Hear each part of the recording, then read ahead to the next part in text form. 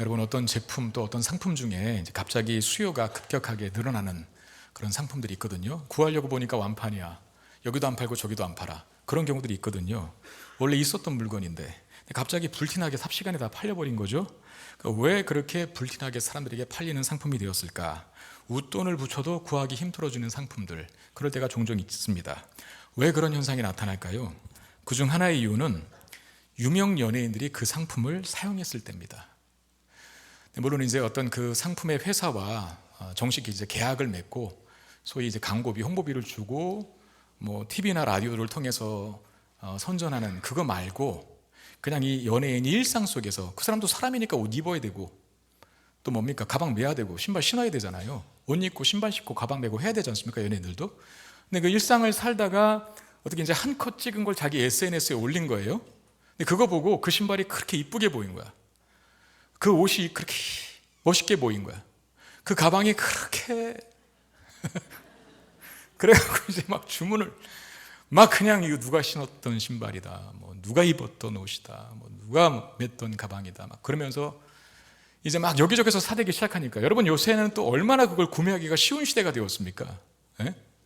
그 유튜브 보다가도 딱 멈춰놓고 그 사람이 그 예를 들어서 그 뭡니까? 그 배우가 또는 어떤 모델이 맨 가방이나 신발 딱 클릭하면은 거기 딱 바로 어디서 어떻게 얼마에 파는 상품인지 딱 나온다면서요? 그 왜 모른 척하고 계세요 지금? 문명의 이 길을 좀 누리면서 살기를 바랍니다. 저거 참 멋있다 하면 그걸 바로 어떤 제품인지를 보여줄 수 있도록 만드는 시스템이 스마트폰 하나에 다 갖춰져 있습니다. 그러니까 불티나게 삽시간에 팔려서 동나는 게 일리가 있죠. 근데 우리가 하나 여기서 착각하고 사는 것이, 내가 그걸 입고 걸친다고 하여 그 연예인처럼 되지는 않는데 자꾸 이제 그거 신으면 나도 저 연예인처럼 되겠지, 그거 입으면 나도 저 사람처럼 멋있을 거야 하면서 거기에 이제 속아서 그걸 사는 거거든요. 그분들은, 그 연예인들은 그걸 일부러 광고하려고 한 것은 아닐 겁니다. 왜냐하면 일상 속에서 자기가 신발을 신어야 되니까, 또 자기가 가방을 메야 되니까, 자기가 옷을 입어야 되니까 그냥 일상 속에서 입었던 모습을 그냥 찍어서 올린 건데, 그럼에도 이제 사람들에게 좋은 모습으로 보여지면 그게 이제 삽시간에 팔려요. 엄청난 광고 효과를 낸다는 거죠. 일부러 광고하려고 한 것도 아닌데 그야말로 걸어다니는 광고가 되는 겁니다. 그래서 업체들은 자신들의 제품을 그 유명인들에게 아낌없이 뭐 합니까? 협찬하는 거예요. 내 거 좀 입고 다녀달라고, 내 거 좀 신고 다녀달라고, 내 거 좀 메고 다녀달라고. 여러분, 비그리스도인과 그리스도인 차이가 존재합니다. 말로는 그냥 그리스도인, 글자로는 그리스도인하고 앞에다가 빗자 하나 다른 거거든요. 자, 글자 하나가 붙였냐 안 붙였냐의 그 차이밖에 안 나는 그 말이, 사실 그리스도인과 비그리스도인의 존재는 너무나 다른 존재입니다. 그리스도인들이 비그리스도인들이 가득한 이 세상에서 살 때 당연히 그리스도인들은 돋보이게 돼 있습니다. 밖에 세상에 나가서 사실상 믿는 사람보다 믿지 않는 사람들이 훨씬 많잖아요. 믿는 사람보다 불신자들이 더 우글우글거립니다. 그런데 그 우글우글거리는 불신자들의 세상 속에서 그리스도인으로 살아갈 때 다르다는 거죠. 티가 난다는 거죠. 뭔가 돋보인다는 거죠. 그리스도인으로 산다는 것 자체가 전혀 다른 삶을, 비그리스도인들과는 전혀 다른 삶을 만들어내기 때문에 내가 의도적으로 다르게 살아야지 하지 않아도 달라질 수밖에 없는 게 비그리스도인이 우글우글한 이 세상 속에서 그리스도인들이 살아갈 때 나타내는 모습이죠. 그 전혀 다른 삶 속에서 자연스럽게 광고가 되는 게 있습니다. 우리를 통해. 자연스럽게 우리를 통해 선전이 되는 게 있습니다. 우리는 의도적으로 광고하려고 한 게 아닌데, 선전하려고 한 게 아닌데 광고가 되고 선전이 되는 그게 뭘까요? 스테반이 7 집사 중에 한 사람으로 뽑혀서 세워져서 구제하는 업무를 맡지 않습니까? 자, 7 집사를 초대교회가 세운 이유는 그들에게, 이 과부나 이런 사람들에게, 가난한 자들에게 물건이라든지 음식이라든지 또는 사 먹을 비용을 제공하는 역할을 하는 사람들이었어요. 그 일을 하라고 7 집사를 세웠는데, 왜냐하면 사도들이 그 일을 하다 보니까 사도들이 정작 해야 될 본인의 역할과 업무인 말씀을 가르치는 일과 기도하는 일을 못하게 생긴 거예요, 자꾸. 그래서 7 집사를 세우고 사도들은 말씀 사역과 기도하는 일에 전무하겠다 하지 않았습니까? 스테반도 그 7명 중에 한 명으로서 구제의 역할을 하는 일로 세우심을 받은 사람입니다. 소위 7 집사라고 우리가 얘기하잖아요. 근데 오늘 본문을 보면 스테반이 다른 일을 해요. 스테반은 구제하는 일로 세워진 사람이거든요. 근데 지금 이 본문 우리가 금방 읽었는데 이 사람이 좀 구제하고 있습니까? 뭐 하고 있을까 이 사람이? 조금 다른 일을 하거든요. 8절에 스테반이 은혜와 권능에 충만하여 큰 기사와 표적을 민간에 행했다 라고 되어 있습니다. 여러분, 이제껏 우리가 사도행전에서 보았지만 큰 기사와 표적이라는 말 자주 보았던 말이에요. 어떻게 보면 관용구처럼 쓰여진 말인데, 큰 기사와 표적을 행한 사람들은 대체적으로 누구였습니까? 사도들이었어요. 사도들. 예수님의 12제자, 그 사도들이 큰 기사와 표적을 행했거든요. 근데 지금 이 큰 기사와 표적을 민간에 행하는 사람은 사도가 아닌 누구예요? 스테반이 합니다. 스테반은 사도가 아닙니다. 그리고 스테반이 하는 일이 하나 더 있는데 9절 10절의 말씀 보니까 이른바 자유민들, 즉 구레네인, 알렉산드리아인, 길리기아와 아시아에서 온 사람들의 회당에서 어떤 자들이 일어나 스테반과 더불어 논쟁할세 스테반이 지혜와 성령으로 말미암아 그들이 능히 당하지 못하였다라고 되어 있습니다. 여기 자유민들이라고 하는 말이 나오는데 AD가 아니라 BC죠. 예수님 오기 BC 63년 로마의 폼페우스 장군이 유대 지역을 점령했을 때, 그때 이제 많은 유대인들이 로마의 포로로 끌려갑니다. 근데 로마가 워낙 넓은 땅덩어리를 차지하고 있다 보니까 정복한 땅들이 많잖아요. 여기저기 이 유대의 포로민들을 흩어져 살게 한 거예요. 그러다가 폼페우스가 다시 해방령을 내립니다. 그래서 포로로 잡혀갔던 유대인들이 예루살렘 땅에 돌아와서 그 땅에 정착하게 되는데, 그래서 이 사람들은 외국에서 살다가 온 사람들이기 때문에 헬라파 유대인들로 보입니다. 자유민들이라고 하는 사람. 옛날 성경에는 리버디노라고 그랬어요. 이 자유민을 리버디노. 여러분, 영어로 리버티가 자유 이런 거 아닙니까? 그러니까 포로로 잡혀갔다가 자유를 얻게 되어서 포로로 잡혀가서 다른 나라에 살다가 자유를 얻게 되어서 다시 그 땅에 돌아온 헬라파 유대인들. 자꾸 제가 헬라파라고 말하고 강조하는 말을 아시겠죠. 제가 지난주에 설명드렸는데 유대인들에게는 두 부류의 유대인들이 있었다 그랬어요. 하나는 히브리파 유대인들이고 하나는 헬라파 유대인들이라고 했는데, 히브리파 유대인들은 본토에 유대 땅에 살면서 히브리 말을, 이스라엘 사람들의 말을 하는 사람들이고, 헬라파 유대인들은 다른 나라, 다른 지역에 거주하면서 자기 나라 말인 히브리 말을 대체적으로 다 잃어버리고 헬라어를, 그때 당시 오늘날 영어와 같은 그리스어, 헬라어를 쓰는 외국에서 살다 온 사람들을 헬라파 유대인들이라 그래요. 여기 자유민들이 바로 그 헬라파 유대인들입니다. 그리고 스테반도 히브리파 유대인이 아니라 헬라파 유대인이었을 것으로 보입니다. 여기에 길리기아에서 온 사람도 있었다라고 되어 있는데, 여러분, 길리기아라고 하는 이 지역에 다소라고 하는 도시가 있거든요. 길리기아 다소 하면 거기 누가 살았었습니까? 생각나는 사람이 있으세요? 바울입니다. 바울이 예수 믿기 전에 분명히 이 무리 가운데 있었다는 거죠. 스테반이 복음을 전할 때. 자, 이들은 예루살렘에서 여러 개의 회당을 만들어서 거기서 말씀과 기도를 통해서 하나님을 예배하고 또 교제도 하고 말씀도 배우고 가르치는 일들을 했어요. 그 스테반이 그 회당에 모인 헬라파 유대인들에게 복음을 전한 겁니다. 여러분, 유대인들이 자기 민족의 자부심으로 여기는 네 가지 요소가 있거든요. 유대인들은 이거에 생명을 걸어요. 하나는 성전이고, 하나는 율법이고, 하나는 지역, 땅, 성지라 그러죠. 예루살렘 근처로 해서 성전을 중심으로 하는 땅, 이 성지. 그다음 마지막 자부심이 혈통입니다. 혈통적인 유대인. 그러니까 성전하고 율법하고 성지하고 그다음에 혈통. 이게 유대인들에게 굉장히 다른 이방인들과는 다른 자기 민족의 우월성을 상징하는 요소 네 가지고요. 그중에 앞에 두 가지는 그 네 가지 중에 가장 큰 상징적 요소들입니다. 즉 성전과 율법. 유대인들에게는 최고의 자부심을 갖게 하는 요소죠. 그런 유대인들에게 복음을 전할 때 필연적으로 언급할 수밖에 없는 것이 바로 성전과 율법이에요. 지금 헬라파 유대인들이 모여있는 회당 가운데 헬라파 유대인인 스테반이 복음을 전했다 하거든요. 근데 복음을 전할 때 스테반이 성전 얘기를 안 하고는 복음을 전할 수가 없습니다.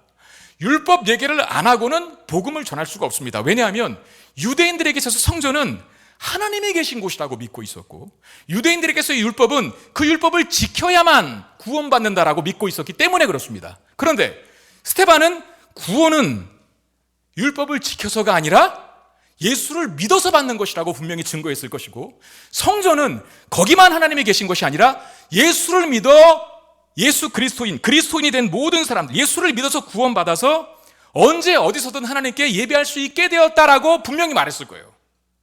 제 말 이해하세요? 유대인들은 하나님이 성전에만 계시다고 생각했어요. 하나님 만나려면 무조건 성전으로 가야 돼. 그런데 스데반은 그 성전만이 하나님이 계신 곳이라고 믿고 있는 유대인들에게 복음을 전할 때 이제 예수를 믿어서 예수님이 진정한 성전이기 때문에 예수를 믿으면 건물로 된 성전이 아니라 언제 어디서나 하나님과 동행하며 하나님을 예배할 수 있게 되었다라고 복음을 전한 거죠. 말한 거죠. 율법도 그렇게 율법을 지켜서가 아니라 예수를 믿어서 구원받는다고. 스데반이 전한 이런 복음을 들은 유대인들의 입장에서는 어쩌면 성전과 율법은 자신들의 자부심이거든요. 그런데 마치 스데반이 하는 말은 성전 필요 없다 라고 하는 말처럼 들리는 거야. 율법 그거 아니다 라고 하면서 하나님의 말씀인데, 율법이 하나님의 말씀인데 그 말씀을 마치 수정하는 것처럼, 변경하는 것처럼 들리는 거예요. 그래서 복음을 전한 스데반과 그 헬라파 유대인들, 그 많이 모인 유대인들이 격렬하게 논쟁을 합니다. 격렬하게. 근데 스데반이 안 줘요. 이 논쟁에서 복음에 담긴 의미를 성경적인 원리로 하나하나 논리 정연하게 답을 하니까 유대인들이 당해낼 수가 없는 겁니다. 그 10절에 그런 말씀이 있었잖아요. 스데반이 지혜와 성령으로 말미암아 그들이 능히 당하지 못하였다. 여러분, 이게 대단한 일 아닙니까? 한 사람이 그 수많은 유대인들을 말로 다 이겨요. 수많은 유대인들이 문제 제기를 하는데 문제 제기할 때마다 입을 탁탁 막아버리는 답변을 스데반이 합니다. 자, 보십시오. 지금 스데반이 놀라운 일을 하고 있거든요. 이 사람은 사도가 아닙니다. 구제하는 업무를 맡도록 하기 위해서 사도들이 교회를 통해서 세운 7 집사 중에 한 사람입니다. 그런데 사도들이 했던 표적과 기사를 행하고 있고 민간에, 그 다음에 사도들이 그렇게 강력하게 전했던 복음을 이 사람도 전하는데 그 수많은 유대인들의 말문이 막히도록 탁월하게 전하고 있어요. 사도가 아닌데 스데반이, 사도가 아닌 스데반이 지금 이 순간에는 사도의 버금가는 자로 역할하고 있다는 거예요. 저는 여기서 그런 생각을 해봅니다. 제가 지금 계속 몇 주째 얘기하고 강조하고 있는 것 중에 하나가 직분 관한 부분인데, 여러분, 교회의 직분은 직임의 차이이지 그것이 계급과 서열과 훈장은 아니다라고 말씀드렸잖아요. 직임이라는 말이 뭡니까? 어떤 일을 주로 하는 역할을 말하는 거죠. 그 역할이 다를 뿐이지 뭘 맡아서 계급이 높고 뭘 맡아서 계급이 낮고 그런 게 아니라는 거죠. 제 말 맞습니까? 틀립니까? 맞죠? 분명히 맞죠? 그러므로 직분을 가지고 있느냐, 어떤 직분을 가지고 있느냐, 가지고 있지 않느냐가 신앙의 우열을 구분한다든가 하나님과의 친밀함을 가늠하는 기준은 아니라는 거예요. 그럼 제가 한번 예를 들어 여러분에게 여쭤볼게요. 자, 저 같은 목사가 아닌 어떤 성도의 믿음이 더 좋을 수 있다, 없다? 크게 말해보세요, 다시.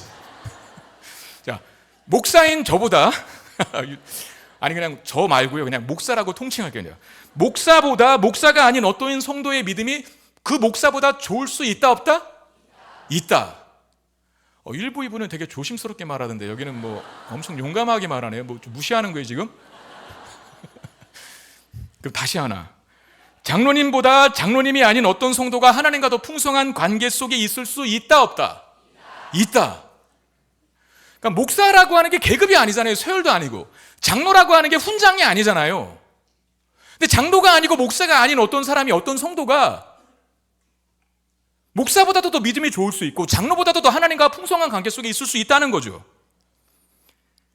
목사님과 장로님을 우습게 보라는 말 차원에서 드리는 말씀이 아닙니다. 제가 드리고 싶은 말씀은 이거예요.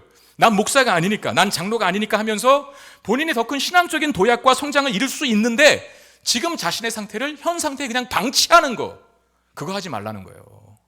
그거. 아니, 난 목사가 아닌데 뭐 하면서 하나님이 그분을 더 크게 쓰시길 원하고 그분을 통해서 놀라운 일을 하기를 원하는데 본인이 차단해. 목사가 아닌데 뭐, 장로가 아닌데 뭐 하면서. 여러분, 아닙니다. 얼마든지 여기 지금 스데반이 사도가 아닌데 표적과 기사를 행했고 복음을 놀랍게 전하고 있지 않습니까? 얼마든지 우리도 놀라운 일을 할 수 있고 경험할 수 있다는 거죠. 믿음과 신앙이 더 깊어질 수 있고 하나님과 더욱 친밀해질 수 있다는 거예요. 직분과 직함을 떠나서. 그 욕심을 가지시기를 주의 이름으로 축원드립니다. 제발 돈 욕심, 명예 욕심, 권력 욕심 그런 거 가지 마시고 신앙의 도약에 대한, 신앙의 성장과 성숙에 대한 욕심을 가지셔야 돼요. 아, 정말 나도 기도해서 병을 낫게 하고 싶다. 그런 소원 가지셔도 돼요. 나도 정말 기도해서 내 아들이 아픈데, 내 남편이 아픈데, 내 아내가 아픈데, 내가 사랑하는 구역원이 아픈데 내가 좀 기도해서 낫게 하고 싶다. 그런 소원 가질 수 있고 기도할 수 있잖아요. 기도해서 내가 이런 문제를 해결해 보고 싶다. 누구도 해결하지 못할 것 같고 어떤 것으로도 극복하지 못할 문제였는데 하나님은 능하시니 내가 한번 기도해서 이 문제 극복하는 기적을 체험해 보겠다. 그리고 기도하는 거 아닙니까? 내가 꼭 목사님이 아니라도 내가 정말 직접 저 사람에게 찾아가서 복음을 전해서 복음에는 능력이 있다고 하셨사오니 하나님 말씀에는 능력이 있다고 했으니까 내가 가서 복음 전해서 저 사람 변화시키고 싶다. 그런 마음과 소원을 가지고 살라는 거예요. 다 목사 일로, 장로 일로, 어떤 직분자 일로 치부하지 말고. 여러분, 그런 놀라운 일들은 지금 여기 사도가 아닌 스테반이 사도가 하는 일들을 하고 있잖아요. 교회의 어떤 일들, 이 기적이, 놀라운 일들이 어떤 특정한 사람들의 전유물이 아니라는 거예요. 물론 목사님을 통해서, 장로님을 통해서, 믿음이 좋은 누군가를 통해서 기도받을 수 있습니다. 어떤 문제가 생겼을 때, 병이 걸렸을 때 좋은 일이에요. 그런데 또 다른 사람을 통해서 복음을 듣게 할 수 있습니다. 목사님이 복음을 더 체계적으로 잘 전하니까 내가 전하는 것보다 목사님에게 듣게 하는 게 낫겠다 하고 교회를 데리고 오는 것도 좋은 일입니다. 그런데 그 일을 나는 하지 않으면서 부탁만 하고 앉아있는 것은 곤란합니다. 근데 많은 부분 우리가 자꾸 부탁만 하거든요. 본인은 안 하면서. 내 문제인데 내가 기도해야죠. 던져놓고 모른 척하면 안 되잖아요. 근데 그렇게 하는 이유 중에 하나가 난 목사가 아니니까 뭐, 장로가 아니니까 뭐, 나 같은 게 뭐, 이러고 하나님의 능력을 제한한다니까요. 여러분, 하나님은 때로 누구를 통해서라도 역사하실 수 있는 분이십니다. 누구를 통해서라도. 하나님이 지금 이 순간에는 어떤 개인을 통해서 일하고 싶은데 그 개인이 난 목사가 아니니까, 난 장로가 아니니까 하나님의 역사를 제한한다면 그것만큼 큰 낭패가 어디 있겠습니까? 난 너를 통해서 일하고 싶은데 하나님이 그러는 마음이 있는데 난 목사가 아니니까, 난 장로가 아니니까 딱 철벽 치고 있다면 기적 체험 못하는 거죠. 하나님 마음이 얼마나 안타깝겠습니까? 예배 후에도 이제 이런저런 문제로 또는 뭐 군대를 가는 청년들 또는 뭐 어떤 새롭게 직장을 구해서 가게 되는 분들, 아까도 제가 이제 미국으로 1년간 직장 때문에 가시게 된다는 분이 있어서 같이 기도도 하고 했는데, 이제 그런 분들도 있지만 대체적으로 이제 어떤 병 때문에 또는 어떤 문제 때문에 많은 분들이 예배 후에 기도를 받고 가시거든요. 저는 기도할 때 교육자들이 꼭 그럽니다. 같이 손 얹고 기도하자고. 나만 손 얹는 게 아니라 제가 기도를 대표로 인도하기는 하지만 같이 손을 얹게 만들어요. 그리고 심지어 어떤 구역은 정말 잘하는 건데 구역 식구들이 같이 와 있어요. 어떤 분이 이제 병원에서 수술을 앞두고 있는데 구역원들도 알 거 아니에요? 그러니까 구역원들이 같이 모여서 제가 기도할 때 같이 기도해요. 옆에서. 근데 그분들도 이제 같이 손을 얹고 했으면 좋겠어요. 왜 그러냐면 저를 통해서만 역사하는 건 아니거든요, 하나님이. 그 순간에. 여러분, 은사라는 게 나만 갖고 있는 건 아니지 않습니까? 때로 어떤 사람에게 신유의 은사가 나타날 수 있고 어떤 사람에게 놀라운 은사가 나타날 수 있잖아요. 그러면 하나님은 누구를 통해서도 그 순간에 일할 수 있는데 내가 철벽치고 난 아니야, 난 안 돼 라고 하고 있다면 얼마나 낭패고 손해겠어요. 부활하신 예수님께서 승천하시기 직전에 제자들을 찾아와서 이 말씀만 하시고 떠나시거든요. 그 말씀이 뭐냐면 마가복음 16장 17절 18절이에요. 믿는 자들에겐 이런 표적이 따르리니 곧 그들이 내 이름으로 귀신을 쫓아내며 새 방언을 말하며 뱀을 집어 올리며 무슨 독을 마실지라도 해를 받지 아니하며 병든 사람에게 손을 얹은즉 나으리라 하시더라. 예수님이 승천하시기 전에 제자들을 모아놓고 하신 말씀이에요. 얼마나 이 놀라운 일입니까? 여러분, 제자들이 귀신을 쫓아낸대요. 예수님만 했던 일을 제자들도 한대요. 제자들이 하늘의 방언, 새 방언이라는 말은 방언 기도가 아니라 천국의 언어를 한다는 말입니다. 사람을 살리는 언어. 세상의 모든 언어들은 다 독설이잖아요. 죽이고 상처받게 하고 괴롭게 하는 말들인데 믿는 자들은요, 천국의 언어를 한대요. 새 방언. 그리고 뱀을 집어 올리고 무슨 독을 마실지라도 해를 받지 않는데요. 그렇습니다.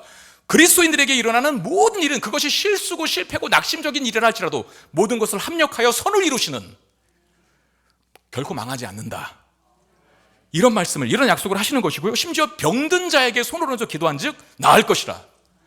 그게 사도들에게는 이런 표적이 따르니라고 말한 게 아닙니다. 12 제자에게만 이런 표적이 따르니라고 말한 게 아니라 믿는 자들에게는. 여러분, 하나님 믿으십니까? 예수님 믿으십니까? 성령님 믿으십니까? 그럼 여러분들도 믿는 자들이잖아요. 그럼 이런 표적 이룰 수 있는 거예요. 기도해서 병 고칠 수 있고 놀라운 기적 체험할 수 있고 목회자의 전유물, 믿음 좋은 어떤 사람의 특정 임무와 직분을 맡고 있는 어떤 사람의 전유물이라고 생각하지 마시기를 바랍니다. 남들이 행하는 치유, 남들이 받은 은혜, 남들이 경험한 놀라운 사건과 간증들, 그거 듣고 앉아 있으시면서 부러워만 하지 마시고, 왜 나에겐 그런 일이 일어나지 않을까, 그렇게 부러워하지 마시고 그 일의 주인공이 되어보시기를 바랍니다. 신앙생활의 풍성한 생명력을 맛보게 될 것입니다. 사도가 아닌 스데반이 표적과 기사를 행하고 복음을 전하여 유대인들을 굴복시키고 있다라는 사실을 기억하십시오. 스데반이 정말 그동안 사도들만이 했던 일들을 하거든요. 이 한 사람을 수많은 유대인들이 당해낼 수가 없습니다. 스데반이 전한 복음의 반론을 제시하는 수많은 유대인들 중에 똑똑한 사람 없었겠어요? 말 잘하는 사람 없었겠어요? 세상적으로 사회적으로 날고 기는 사람 없었을까요? 바울만 해도, 길리기아 다수 출신인 바울만 해도 가말리엘의 문화생이라 그랬습니다. 가말리엘은 당시 최고의 석학이에요. 바울이 포진해 있는 그 수많은 유대인들 중에 스데반 한 사람을 이길 사람이 없어요. 도대체 스데반이 누구길래 그 똑똑한 유대인들이 이 한 사람 말을 못 당할까? 도대체 스데반이 어떤 사람이길래? 성경은 스데반에 대해서 정확히 묘사합니다. 이 사람은 이런 사람이라고. 자, 먼저 3절에 성령과 지혜가 충만하여, 5절에 믿음과 성령이 충만하여, 8절에 스데반이 은혜와 권능이 충만하여, 10절에 스데반이 지혜와 성령으로 말하므로, 나중에 보겠지만 사도행전 7장 55절에 스데반이 성령이 충만하여. 이게 스데반입니다. 성경에서 말하는. 한 번도 스데반을 공부 잘하는 사람이다, 지식이 높은 사람이다, 학위를 가진 사람이다, 누구 밑에서 웅변수를 배운 사람이다, 한 번도 그런 묘사를 하지 않아요. 성경은 여러 가지 말을 하지만 대체적으로 네 가지로 추려져. 성령과 지혜와 믿음과 은혜가 충만한 사람이었다고. 성령과 지혜와 믿음과 은혜가 충만한 사람, 이 스데반이 뭐 했습니까? 교회에서 구제의 업무를 담당했었어요. 다시 말하면 교회 안에서 교회를 세우는 역할을 했어요.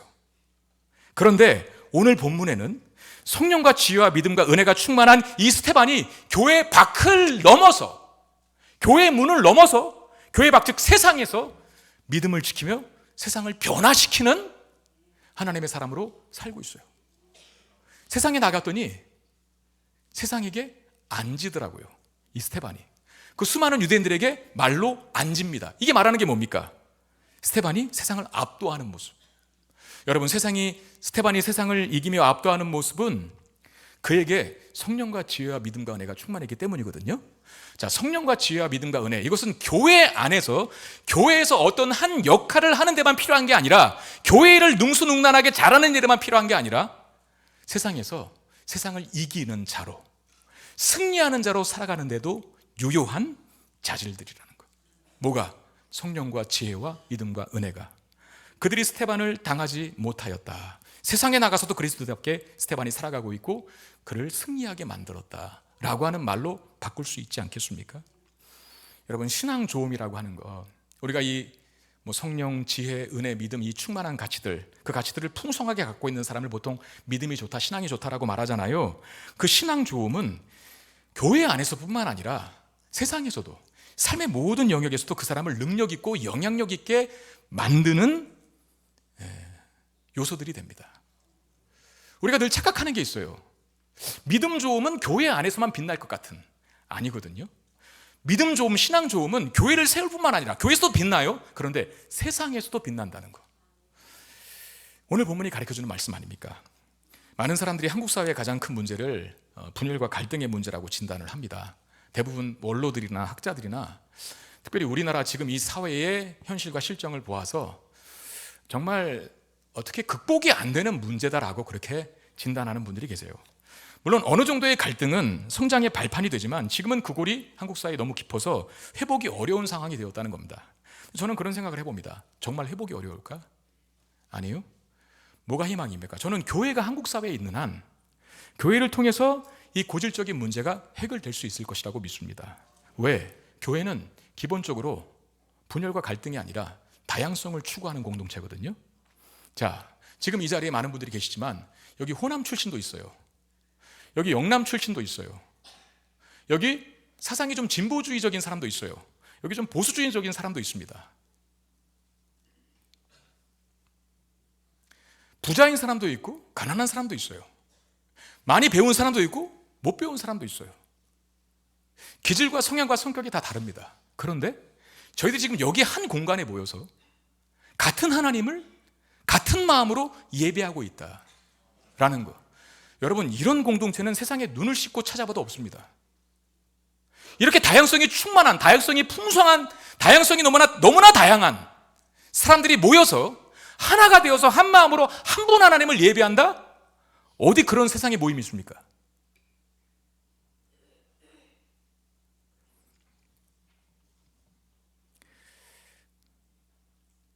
우리는 다름을 틀림으로 보지 않아요. 아까 우리 김집사님 기도할 때도 그 말씀 하셨는데, 그 기도를 내하셨는데, 다름을 틀림으로 보지 않고 우리는 나에게 없는 것을 저 사람이 가지고 있어서 내 부족한 점을 채우는 동역자로 봅니다. 그러면 다름을 틀림으로 보면 저 사람이 하는 말, 행동이 다 공격적으로 느껴지죠. 그리고 나도 공격을 해야 될 것 같은 그런 태도와 그런 생각을 갖게 됩니다. 그러다 싸우는 거예요. 갈라지고. 근데 만약에 저 사람이 내가 없는 게 있네, 나와 다른 게 있네, 내가 없는 걸 저 사람이 갖고 있음으로 인해서 하나님이 저 사람을 나에게 붙여주셔서 하나님의 교회를 더 잘 세우라고 만든 동역자구나라고 생각할 때는 고마운 존재가 되죠. 이게 정말 어마어마한 차이거든요. 교회는 획일화된 공동체가 아닙니다. 교회가 획일화되었다는 것은 병든 겁니다. 교회가 획일화되는 순간에 그건 더 이상 교회가 아니에요. 여기다 사업하는 분만 모여있다, 로터리 클럽이지 교회가 아닙니다. 여기다 머리 똑똑한 사람이 뭔가 성경적인 지식을 얻기 위해서 앉아있다? 여기는 강의 클래스지 예배의 자리가 아니에요. 저는 설교자가 아니라 강사지, 강사. 연설하는 강사. 바울이 교회를 기가 막히게 묘사했죠. 뭘로? 그리스도의 몸으로. 몸의 머리는 예수 그리스도시고 교회의 머리는, 몸은 우리 성도들 각 개개인의 지체라 그랬어요. 몸의 지체는 우리 각 개개인의 성도라 그랬어요. 여러분, 지체는 그 몸을 건강하게 세우기 위해서는 지체의 필연적인 조건과 운명은 다양해야 한다는 겁니다. 제가 이부 예배 때도 그 예를 들었는데 그냥 순간적으로 나온 거예요. 제가 말을 하고 있잖아요. 머리니까 교회라고는 칠 수는 없고 예수님을 상징한다고 했을 때, 예수님 말을 막 전하고 있을 때 지금 제가 말만 합니까? 뭐 하고 있습니까? 또 막 손을 움직여요. 이렇게. 왜 그러죠? 이 손은 뭐 하는 거예요? 얘가 지금 말만 하면 되는데. 얘도 내 설교를 도와주고 있는 거죠. 이렇게 하잖아요. 지금 이렇게 들으라고. 그 제가 이렇게 막 이렇게 하면은 여러분들도 집중을 해요. 제가 뭐 이거 제스처를 꾸미고 하는 게 아니거든요. 그냥 말을 하면, 지금도 얘가 자연스럽게 말을 하면 얘가 막 도와줘요, 나를. 얘 필요해요. 근데 얘만 있으면 안 돼. 누구도 있어야 돼요? 다리도 있어야 돼. 지금 다리가, 내가 이 서서 여러분들이 잘 보이는 상황에서 말씀 전할 수 있도록 다리가 또 역할을 해주고 있어요. 다 손바닥만 하겠다, 다 발바닥만 하겠다, 다 손의 역할만 하겠다, 다 다리 역할만 하겠다. 그건 몸이 아닙니다. 뭔가 획일적인 공동체는 교회가 아니에요. 은사는 다양한 거예요. 우리는 그래서 다름을 틀림으로 보지 않습니다. 내가 없는 걸 저 사람이 가지고 있어서 교회의 머리신 예수 그리스도의 영광을 더 잘 드러내도록 만들어주는 동역자라고 이해를 하죠.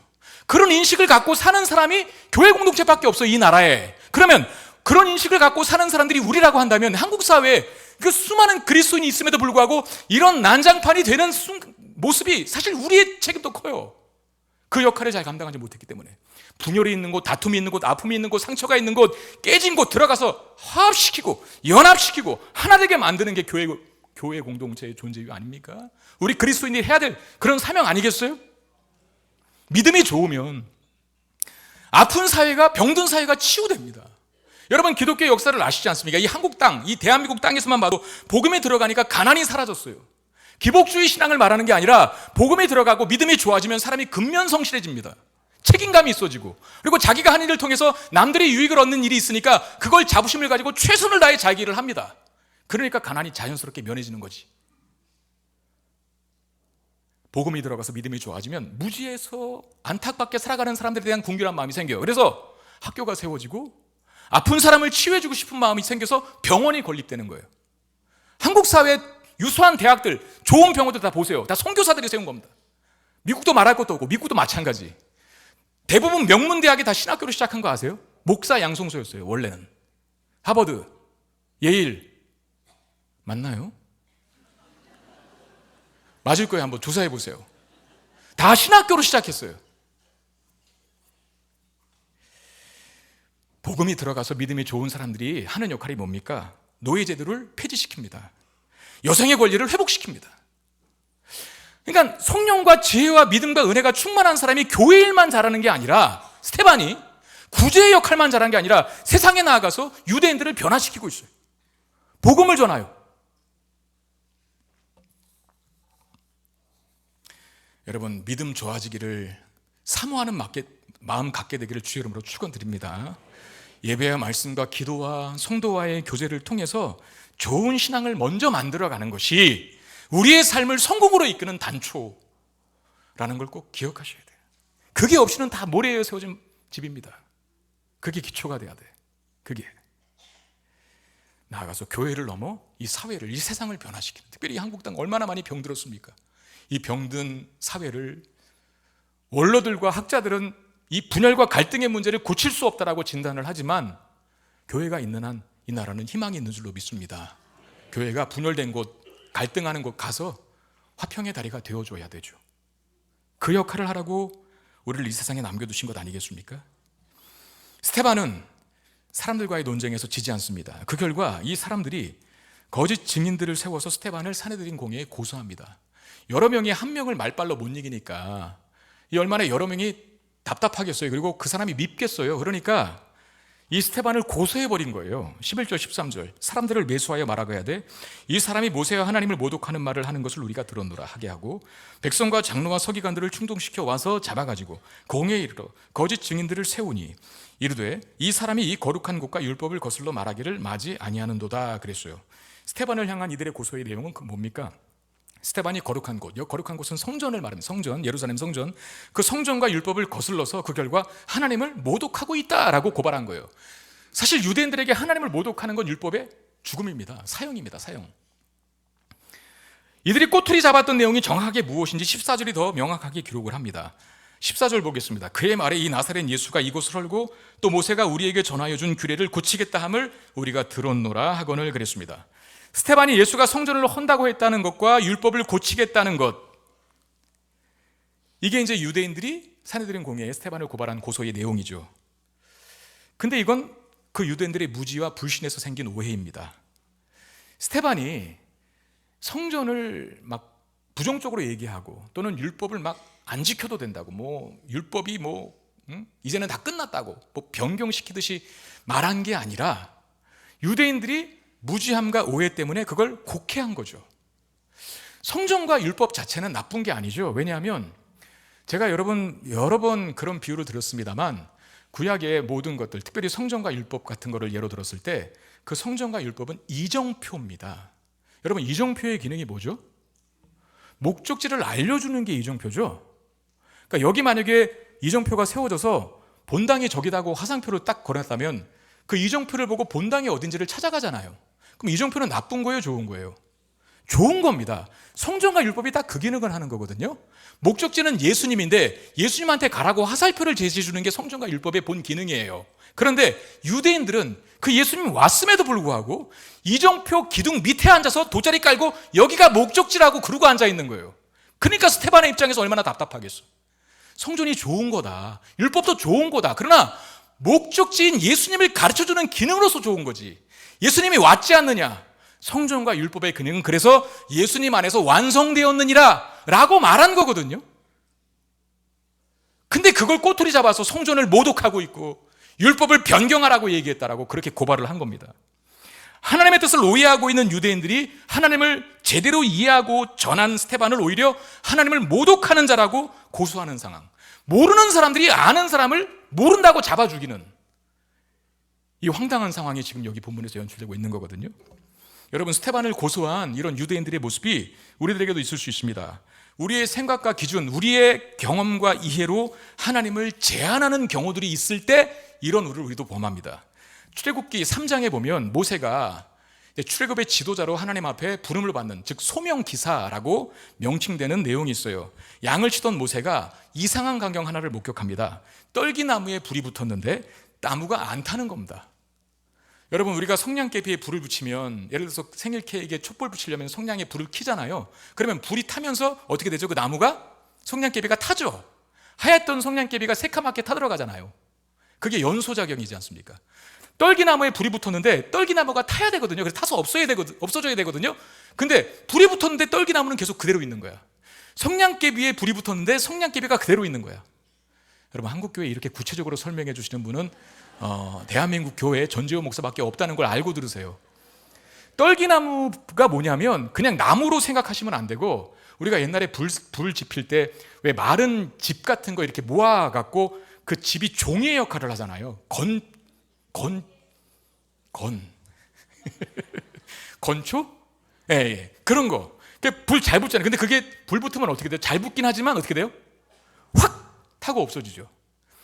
미디안 광야에 그런 일이 많았어요. 왜냐하면 낮에는 햇빛이 너무나 뜨거워서 뜨거운 햇빛을 그 건초더미 같은 떨기나무가 받고 있으면 불이 자연스럽게 발화합니다.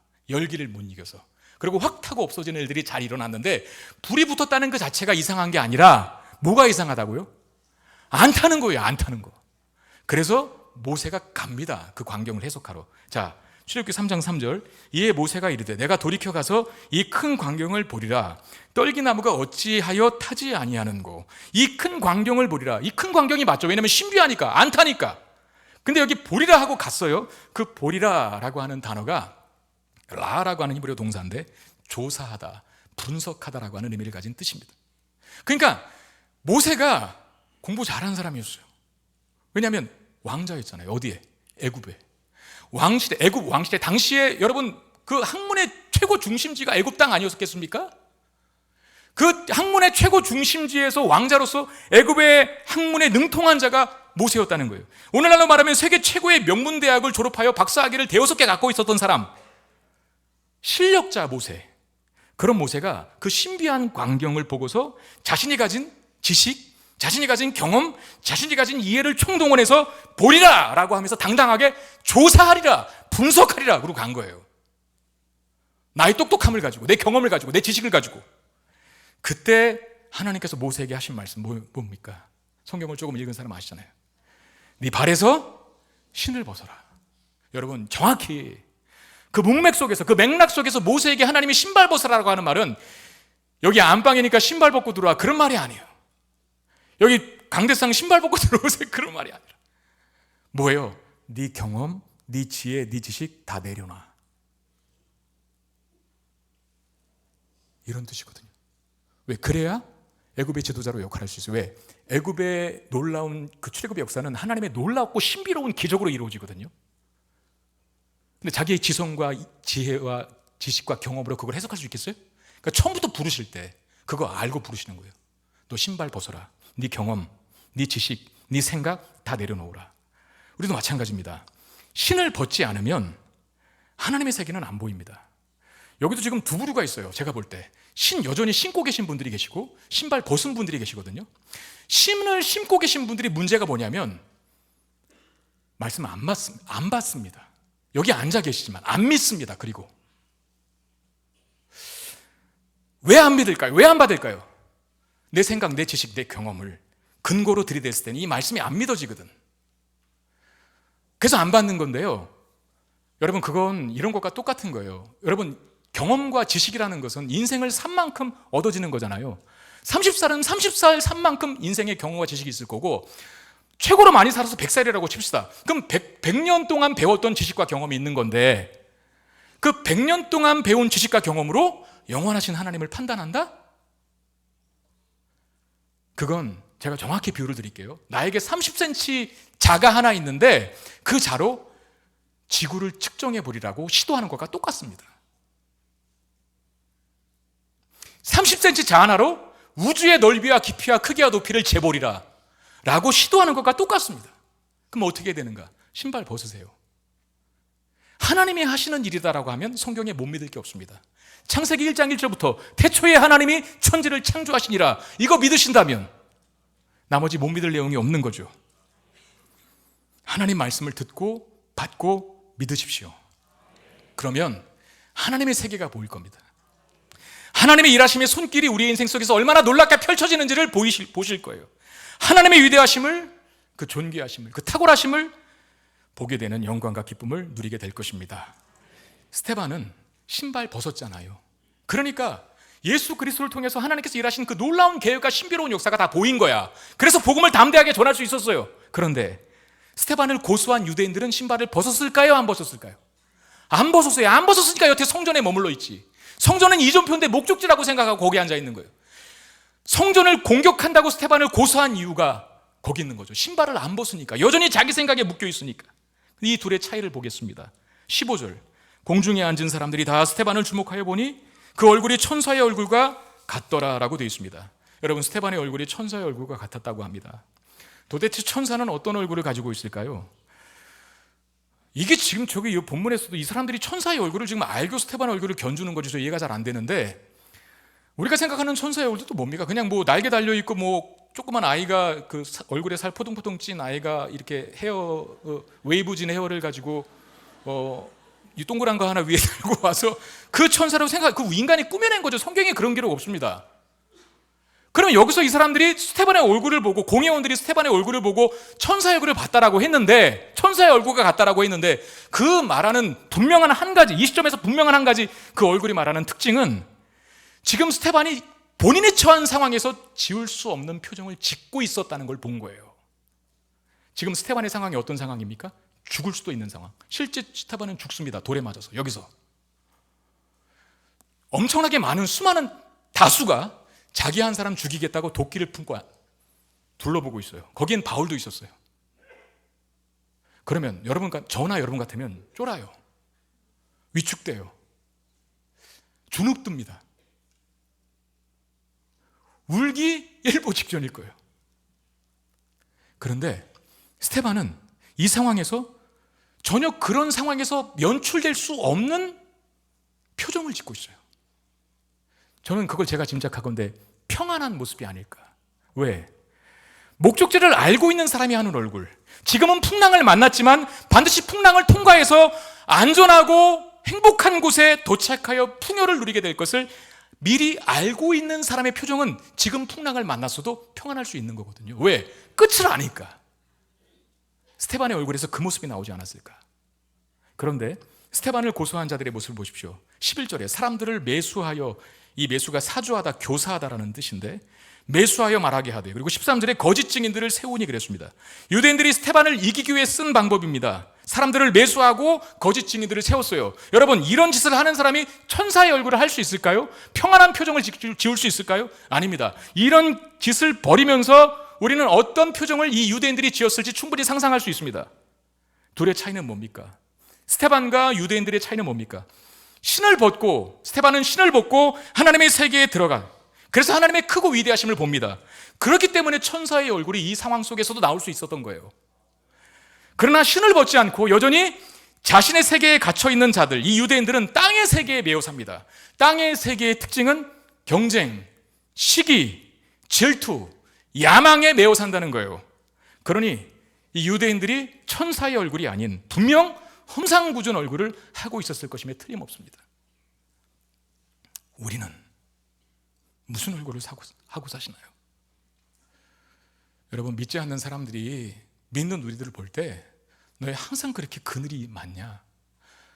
물론 이제 몸이 아파서 그게 어쩔 수 없는 사람 제외하고는요, 믿지 않는 사람에게 여러분들이 좀 인상이 좀 더럽다, 또는 뭐 왜 얼굴에 늘 이렇게 그늘져 있니, 이런 말 들으면 저는 안 된다고 생각해요. 왜냐하면 그게 표정이 나오거든요. 그러니까 똑같은 나이를 드셨어도 그 삶의 환경이 정말 너무나 힘들고 고되고 억울하고 고통스러운 사람은 그게 아무리 잘생겨도 그게 얼굴이 나오거든요. 맞나요? 제 말이? 맞잖아요. 저 50 살아보니까 그렇더라고요. 그리고 반대로 좀 평안하고 행복한 어떤 환경에서 자란 사람은 얼굴 빛깔이 좀 달라요. 조금 더 오해하지 말고 여러분들의 이해를 돕기, 오해하지 말고 들으세요. 남편과 아내의 관계가 안 좋으면요, 그냥 안 할래요. 되게 안 될 것 같아. 저에게 표정에서 다 나타난다니까. 그 남편의 사랑을 받고 있는 아내의 모습과 얼굴과 남편의 사랑을 전혀 받지 못하는 아내의 얼굴은 다릅니다. 아멘. 한 사람. 그 아멘한 그분 좀 남편분이요 사랑해 주시기를 부탁드리겠습니다. 천사의 얼굴을 할 수 있도록. 그 마음과 내면에 뭐가 있는가? 우리는 신발 벗은 자들 아닙니까? 하나님의 크신 세계를 보는 자들 아닙니까? 하나님의 일하시는 손길을 보는 자들 아닙니까? 하나님이 궁극적으로 우리를 어떤 인생으로 끌고 갈지를 지금 풍랑을 만나고 있을지라도 결국은 목적지에 도착할 인생이라는 걸 알기 때문에 우리 얼굴은 스테반처럼 천사의 얼굴을 하고 있어야죠. 어느 학자가 이런 말을 했습니다. 당신은 하나님의 영광을 나타내는 걸어다니는 광고입니까? 사실 제가 본문에 오늘 말씀의 제목 설교 제목을 이 학자가 한 말 책을 읽다가 그걸 따온 거예요. 당신은 하나님의 영광을 나타내는 걸어다니는 광고입니까? 스테반처럼 모습만 봐도 천사의 모습이 보이는, 하나님의 영광이 보이는. 그럼 스테반은 도대체 어떤 사람이었길래? 아까 얘기했잖아요. 그 마음과 내면에 하나님으로 충만히 성령과 지혜와 믿음과 은혜로 채워졌을 때 이런 표정이 연출될 수 있다는 거죠. 여러분, 우리가 다른 거 다 소망해도 좋지만 특별히 이런 사람 되기를 소망하며 기도하는 우리가 되기를 바랍니다. 어디에 있어도 무슨 일을 당해도 피하지 않고 승리하는 그리스도인으로 살아가게 될 줄로 믿습니다. 이 말씀을 기억하며 찬양합시다. 하늘의 것을 구하게 하소서. 하나님, 나도 스테반처럼 하나님으로 충만하게 채워지기를 원합니다. 그런 마음의 소원을 담아 함께 찬양합시다. 세상을 보니 그들이 증명하는 것, 명예와 가진 재물과 힘과 자랑뿐이라 헛되고 헛돼 허망한 것을 위하여 가장 귀한 주를 부인함이라. 주님을 믿고 주 안에 살아가는 것 얼마나 복된 일인지 측량할 수 없으리. 주님을 알고 그 안에 자라가는 것 가장 귀한 주를 경험하리라. 하늘의 것을 구하게 하소서. 영원한 것을 놓치지 않으리. 영원한 것을 놓치지 않으리. 주님의 말씀 내 삶의 능력 되시니 나 주를 힘입어 그의 뜻 이루리. 내가 속한 곳 거룩해 하소서.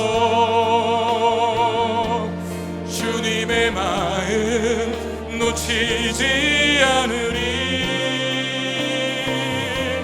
주님의 세대 믿음이 이어가 증인이 되어 거룩한 주의 나라 세상을 보니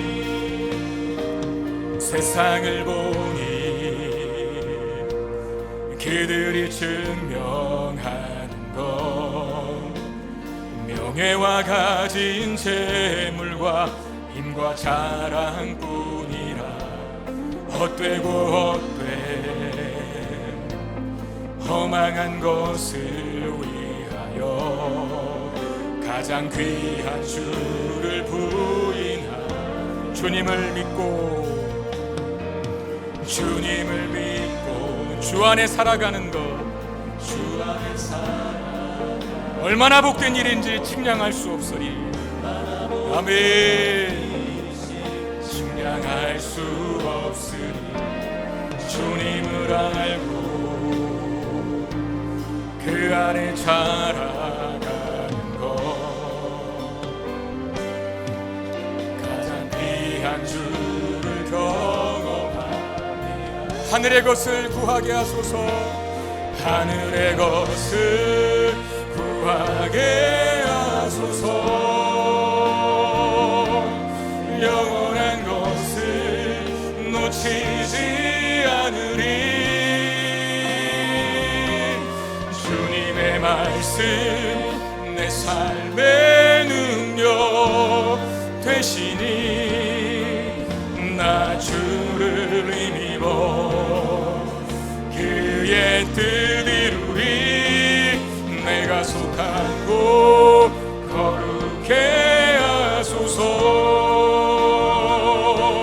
주님의 마음 놓치지 않으리. 주님의 세대 믿음이 이어갈 증인이 되어 거룩한 주의. 다시 한번 전심으로 찬양합시다. 하늘의 것을 구하게 하소서. 하늘의 것을 구하게 하소서. 영원한 것을 놓치지 않으리. 놓치지 않으리. 주님의 말씀 내 삶의 능력 되시니 나 주를 힘입어 그의 뜻 이루리. 내가 속한 곳 거룩해 하소서. 주님의 마음 놓치지 않으리. 주님의 세대 믿음이 이어갈 증인이 되어 거룩한 주의 나라 세워가니. 우리 1분만 기도합시다. 하나님, 나도 스테반처럼 살고 싶습니다. 성령을 주시고 지혜를 주시고 믿음을 주시고 은혜를 더하여 주시옵소서. 그리하여 세상 앞에 무너지는 인생이 아니라 세상을 압도하는 승리하는 그리스도인으로 이 땅을 살아 내가 존재하는 그 모든 것이 하나님의 영광이 선전되고 광고되는, 걸어다니는 광고, 그런 삶 살아갈 수 있도록 도와주십시오. 내 삶에 표적과 기사가 나타나고 놀랍게 복음이 전파되어 세상이 변화되는 역사, 나를 통해 일하시는 하나님의 놀라운 능력이 성령 충만한, 지혜 충만한, 믿음 충만한, 은혜 충만한 나를 통해, 우리 교회를 통해 일어나게 해달라고 우리 마음 가지고 이 소원 가지고 간절히 기도하는 시간 갖겠습니다. 기도하겠습니다. 오 하나님, 은혜 주시기를 원합니다. 성령으로 내가 충만해지기를 원합니다. 하나님의 지혜로 충만해지기를 원합니다. 믿음으로 충만해지기를 원합니다. 하나님의 은혜로 충만해지기를 원합니다. 하나님의 권능으로 충만해지게 되기를 원합니다. 그리하여 표적과 기사를 행하며 담대히 복음을 증거하여 나를 통하여 기적이 일어나고 치유가 일어나고 영원히 변화되고 주께로 돌아오는 역사가 일어날 수 있도록 하나님 도와주시옵소서. 내가 신발을 벗기를 원합니다. 하나님이 내 안에 온전히 들어오게 하시기를 원합니다. 그리하여 하늘의 세계를 보게 하시옵소서. 주님, 놀라운 기적들을 보게 하여 주옵소서. 하나님이 일하시는 손길을 보게 하여 주옵소서. 하나님의 위대하심과 찬란하심과 탁월하심을 보는 눈이 있게 해 주시옵소서. 우리를 통해, 나를 통해 우리의 삶의 미소, 우리의 삶의 구석구석에 드러나는 하나님의 영광이 우리를 통해 연출될 수 있도록 은혜도 하여 주셔서 우리가 걸어다니는 광고로 역할할 수 있게 해 주옵소서. 하나님, 우리에게도 성령 충만함 주시고 지혜 충만함 주시고 믿음과 은혜의 충만함 주셔서 스테반처럼 세상을 이기는 자로 살게 해 주시옵소서. 우리가 살아가는 모든 삶의 영역이 하나님의 영광이 자동적으로 선전되고 광고되는 그런 놀라운 삶, 우리도 살기를 소망합니다.